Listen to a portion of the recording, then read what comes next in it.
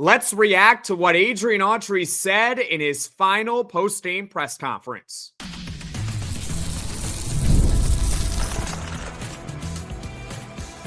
You are Locked On Syracuse, your daily podcast on the Syracuse Orange. Part of the Locked On Podcast Network, your team every day. Hello, everyone, and welcome into Locked On Syracuse. I'm Jackson Holzer, and thank you for making us your first listen of every single day here on the Locked On Podcast Network. It's your team every day, and of course, we are always free and available wherever you get your podcasts. And on this episode, we are going to react to every soundbite that Adrian Autry gave in his final post-game press conference after Syracuse's elimination from the ACC Tournament against SMU, which also ended Syracuse's season. They did not hear their name called on Selection Sunday. Of course, that was expected. Now, if you are an everydayer, and shout out to those who watch and listen to this podcast every single day, I can't thank you all enough. This is a different style of podcast because I cut up each individual soundbite that Adrian Autry gave in preparation for this podcast. And we are going to react following each and every soundbite. Sound good, everyone? And of course, depending on timing, this could be a one-part or two-part episode. We will see here in this first part how far we get because there are 10 total soundbites here. Finally, just for the record, I did skip Adrian Autry's opening statement because that was primarily talking about SMU. And at this point, does anyone really care about what Adrian Autry had to say about why Syracuse lost to SMU? I don't think many of you do. If you do, I apologize. But we're going to hear primarily about him addressing the team and what he had to say about the season and hopefully learning from this season because Adrian Autry is going to be back with Syracuse next season. Now, before we get to everything, today's episode is brought to you by FanDuel. Right now, new customers can get $200 in bonus bets when your first $5 bet wins. So the first question is asked from Citrus TV's Ryan Bridges, and Adrian Autry is asked the hardest part about addressing his team at the end of the season. Take a listen. When the season's over with, these are all young men, and you try to, it's emotional.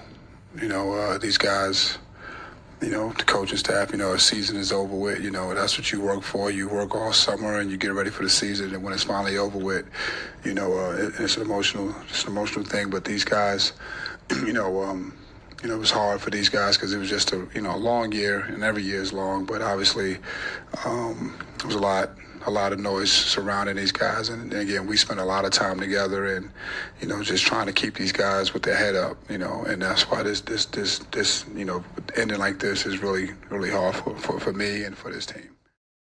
Losing certainly takes a toll, right? This Syracuse team lost a lot this season, and nobody enjoyed it from a win-loss perspective, and I think that's one thing that every Syracuse fan, every Syracuse coach, every single player can agree with. From a win-loss perspective, this was a tough season for everyone, and I'm sure for the players and coaches especially, it was really difficult to handle the noise. They were constantly being told throughout the season that they were not good enough. I mean, you're also being told that the team is broke as far as NIL is concerned. I mean, as a player, that cannot feel good to hear, especially when Adrian Autry pretty much alluded to that after the loss to Duke, that they didn't have the NIL to compete. As a player, how are you supposed to feel about that? That being said, while I am a little bit sympathetic, right, it's obviously not easy dealing with the noise. These are high major Division I players and Division I coaches. And you want all the glitz and glamour, you want all the money, and sometimes what comes with that is criticism, and you're going to have to deal with it. You're in the public spotlight. You're going to get praised when you win, and you are going to get criticized when you lose. And Syracuse basketball lost a lot more than they won this past season. Now, next question, Adrian Autry is asked because of all the one-year transfers, did it make keeping the team's head up more difficult? And this question is asked from Mike Waters from Syracuse Post-Standard. Adrian Autry, what is your answer? I'm sure it was for those guys, as you go through the process of, recruiting and, selling your school and selling your program and selling your, everything about the, your program, the fans, the community and all that stuff. When you have you get excited, and when you have a season the way we had, it's hard. It's hard. These guys, they work, JC, he worked his way up to this level, so for his first year to be at this level, Eddie's, he's been a Power 5 guy for a while, but, he wanted to come somewhere and step into a new role. So it's hard, for those guys. I'm sure it was, but it was challenging. It was exciting for those guys, and they really attacked it the right way. They really did. I think a couple of guys went through some ups and downs, but for the most part, most of the guys that transferred in, they really kind of were more mature than most people. That was a good answer from Adrian Autry. That's my first takeaway from that. There's nothing controversial about what Adrian Autry said in that answer. The transfers, all of them had 1 year of eligibility remaining, so they are all out the door, regardless of how you feel about them. They are moving on from Syracuse now. The transfers, they had their ups and their downs. I don't think they lived up to their expectations, but they were mature and they did fight throughout the season. They did not give up, so credit to them for that. Once again, with Adrian Autry, I don't have a problem with how he answered that question. Now, the next question, Adrian Autry is asked if he thought he had a different type of team than expected and how he sorted through it throughout the season. And this is a good question. It's asked from Donna Ditota from the Syracuse Post-Standard. Adrian Autry, did you have a different team than expected? I think everyone thinks, when you're in the summer, what kind of team you may have, but you really don't know until you kind of get into it. And I think that, going into this season, did we think we had some things that we could shore up? Yeah, but, I think the biggest thing that was disruptive for us is that, not being able to play with JJ and Donnie for extended periods of time. And I thought that was really kind of, that kind of threw us off a little bit, and the role and everything kind of dynamics kind of changed. Different people had to step into different roles and step up. And, I'm not sure if they were kind of ready for that at that time. But we had to adjust. I think every coach could tell you, that you think you have something until you start the season, and once the season gets rolling, you got to make adjustments and try to address whatever it is to make the changes you can as the season goes along. Lots to unpack here. First of all, Adrian Autry is right that you think you have something in the summer and in the preseason, an expectation of how you want your team to perform, right? You go into the summer or you go into the offseason, and Syracuse is going to do this right now, and you evaluate all the players that are available in the transfer portal, and you evaluate, of course, your high school recruits that are coming in, and you say, all right, what type of team do we want to be in the following season, right? That being said, you really don't know what you have until the team is thrown into the fire. So I have no issue with Adrian Autry saying, well, we might have thought something, but does it really matter at the end of the day? Because we have to see how these guys actually perform in live game action. Now let's get to the things that he said about the injuries. They were certainly, as Adrian Autry would put it, disruptive. But like Autry said, you have to adjust. Just because a player goes down or multiple players go down due to injury, and we're going to hear Adrian Autry throughout this episode talk about the injuries this season, but the NCAA is not going to cancel your year just because you have players hurt. You're going to have to keep playing. You're going to have to adjust. The first 6 games of the year, even with a fully healthy roster, this team did not look very good in those first 6 games. JJ Starling goes down. Obviously, they weren't good when JJ Starling was down. JJ Starling returns for the Florida State game. Syracuse has a fully healthy team, and they lose by 16 points. right? They certainly didn't look good there. Then Donnie Freeman misses the rest of the season, and it wasn't until very, very late when Syracuse started building double-digit leads in the second half for, I want to say, 6 consecutive games towards the end of the year, where they started playing a little bit better. So yeah, injuries certainly played a factor in how this season went, but I don't think it was solely because of injuries that Syracuse ended up as bad as they did. Coming up, we'll keep reacting to what Adrian Autry had to say in his final post-game press conference. Eating healthy doesn't have to be complicated. With Factor, you get chef-made, dietitian-approved meals that are ready to heat and eat in just 2 minutes, so you can fuel your body without the hassle of cooking. Factor meals arrive fresh, never frozen, and with 40 options across 8 dietary preferences each week, you can customize your menu to fit your goals, whether that's Calorie Smart, Protein Plus, or Keto. Convenience meets nutrition. I love how Factor keeps you on track with healthy, delicious meals without the time-consuming prep. Variety and taste. The Korean beef bowl and creamy Parmesan chicken are some of my favorites. They taste homemade, but take no effort. Eat smart with Factor. Get started at factormeals.com/factorpodcast and use code factorpodcast to get 50% off your first box plus free shipping. That's code factorpodcast at factormeals.com/factorpodcast to get 50% off plus free shipping on your first box. Get the supplies you need from the site made for the skilled trades, Supply House. Whether you're in plumbing, HVAC, or electrical work, Supply House is the reliable way to order products online. Their easy-to-use website is packed with helpful resources and the latest product info to help you get the job done right. Plus, with a complete inventory of over 200,000 parts from 400-plus top brands, you'll find exactly what you need delivered fast from coast to coast. Need help with an order? Supply House offers expert support and industry-leading service, so you'll always talk to a real person. And for trade pros looking for an extra edge, their free Trade Master program offers exclusive perks like a dedicated phone line, free shipping, and discounts on every order. Thousands of skilled professionals are already taking advantage, and now it's your turn. Join the Trade Master program today at supplyhouse.com/TM and start ordering plumbing, HVAC, and electrical supplies with just a few clicks.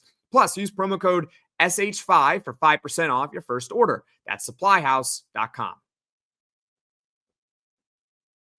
This is Locked On Syracuse. I'm Jackson Holzer. On this podcast, we are reacting to everything that Adrian Autry had to say in his final post-game press conference following Syracuse's elimination from the ACC Tournament.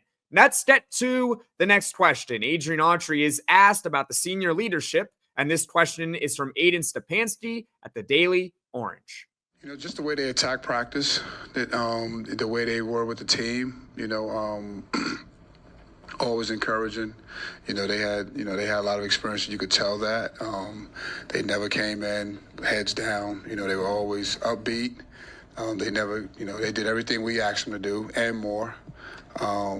So it was, I thought their senior leadership was huge.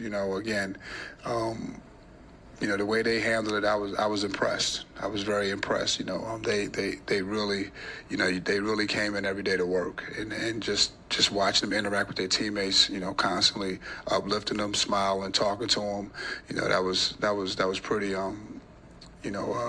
I thought that was the reason why we were able to, you talk to all of these guys and, obviously, you talk about the record is the record, but through their experience and through what we did this year, staying together, I think, that was very impactful, and those guys had a lot to do with it. I think one difference between this year's team and the team in 2024 is maturity and the leadership. Now, it did not translate to more wins. In fact, Syracuse got significantly worse than they were a year ago. But if you think about the 2024 team, that team was made up of primarily underclassmen. And if you look at this year's roster, it was 5 seniors were on the team. There were 4 transfers, of course, and then you also had Naheem McLeod. The only underclassmen that were under scholarship on the team were the 3 freshmen that came in. You had Donnie Freeman, Elijah Chapa Moore, and Peter Mastorovich. Of course, again, didn't translate to wins. I do wish all the seniors that are leaving nothing but the best in the future. Let's move on now. Adrian Autry is asked about what made year 2 more difficult than year 1. Another good question right here from Zach Wolf of the Daily Orange. I think the difficult part was trying to get these guys to compete, and not to say to compete, but to try to win games and try to figure the team out. And really dealing with injuries. It was the first year, I dealt with one injury last year when I first took over this year. Dealing with multiple injuries and dealing with multiple guys that were kind of being asked to be in new roles, trying to figure that out with these guys and with the team. But I'm sure it's more things as this season is over with and I start to reflect. But those are the couple of things that kind of come to mind when you ask me that question. So he starts off that answer by saying he had a hard time getting this Syracuse team to compete, but then he corrects himself by saying win games.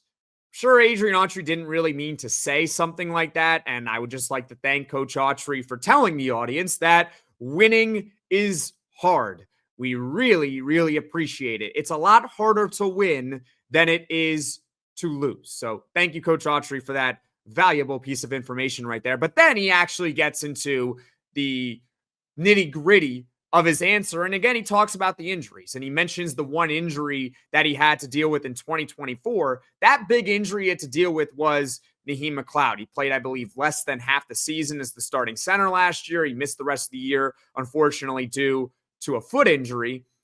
But the team after that was mostly healthy for the entire season. You can correct me if I'm wrong in the comment section below, but I don't remember there being any more significant injuries, or I guess Chance Westry in the preseason. So that's two injuries right there, I guess. But for the most part, Syracuse was a healthy team in 2024.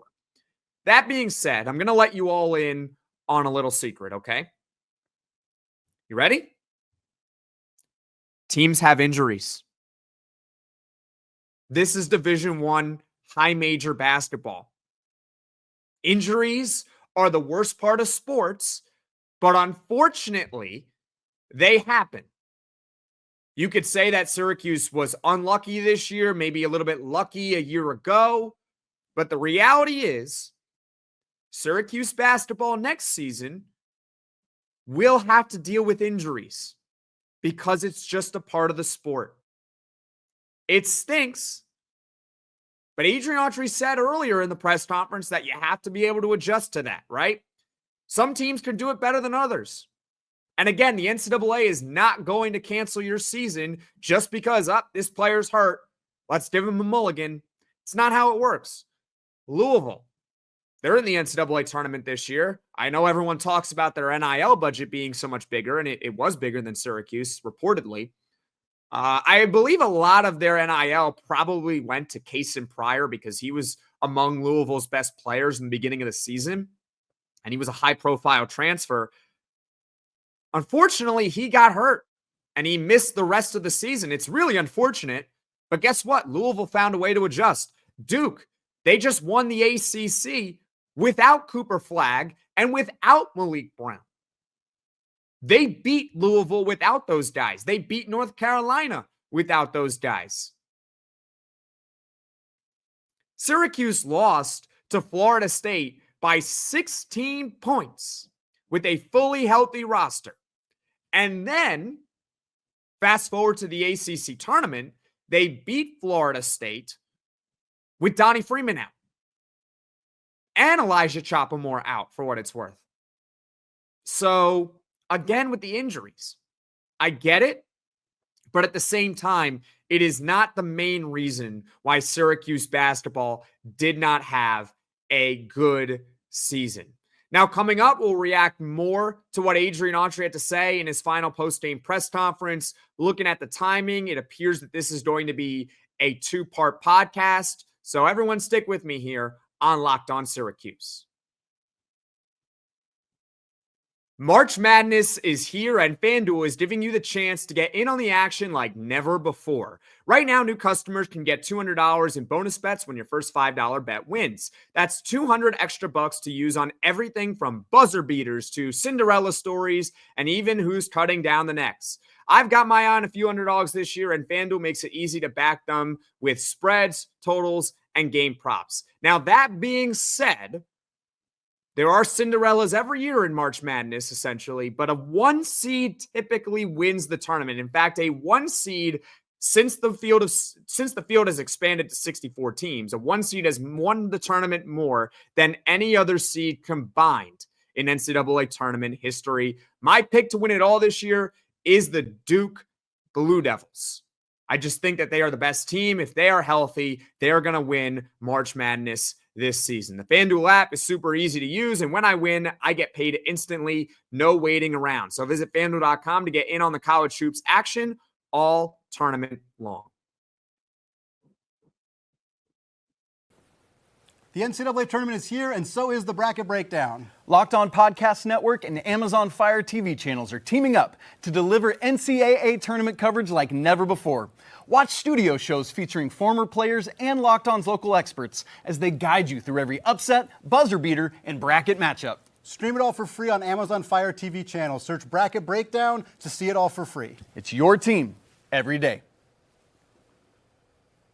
We are once again reacting to Adrian Autry's final post-game press conference following Syracuse's elimination from the ACC Tournament. I'm Jackson Holzer, and this is Locked On Syracuse. And like I said to end the last segment, just by looking at the timing right now, I'm going to split off part of this podcast. I'm going to make it 2 parts. I don't know if the next part will be a full podcast, but we will get to everything that Adrian Autry had to say in his final post-game press conference. Next question is, Autry is asked if he believed that J.J. Starling would be relied upon as much as he was this season. And this question came from Mike Waters from the Syracuse Post-Standard. When you started the season, where we had, we thought, obviously J.J. would be, a big part of it, but his usage was a little bit more than what we would have wanted. But, I think he was prepared for that, all summer long. I thought we would be able to do a little bit more around. I think we did at times. It just wasn't consistent. I think the biggest thing when you talk about this year's team is the consistency piece. I think that was really kind of trying to get everybody to be consistent at one time. I think we knew going into the season that J.J. Starling was probably going to be the team's leading scorer. In fact, I believe we did a poll Friday on this podcast, or maybe I just did a full podcast over the summer last year where we talked about who was going to be the leading scorer for Syracuse basketball for this upcoming season, right? 2024-25. And most of you all, including myself, believe that J.J. Starling was the favorite. Chris Bell was maybe a dark horse. Same with Donnie Freeman, maybe same with Eddie Lampkin. But J.J. Starling was going to have to be the main scorer for Syracuse basketball in 2025. That being said, I do believe he was relied upon too much this season, and there's a number of reasons why. Let's start from, the fact there's no Judah Mintz. Judah Mintz carried the load for Syracuse a year ago, and Syracuse definitely missed him at the point guard position in 2025. So that's number one. No Judah Mintz, but we knew that going into the season that Syracuse wasn't going to have Judah Mintz. I think this was another big factor here coming up about why J.J. Starling was relied upon as much as he was, and feel free to chime in the comment section below. But I have Chris Bell regressing as one of the main reasons why J.J. Starling was so relied upon. Now, whether you want to blame the player, or you want to blame coaching, or you want to blame both for that matter, Chris Bell was the most disappointing player for Syracuse basketball in 2025. In 2024, Chris Bell averaged 12 points per game. That's pretty good.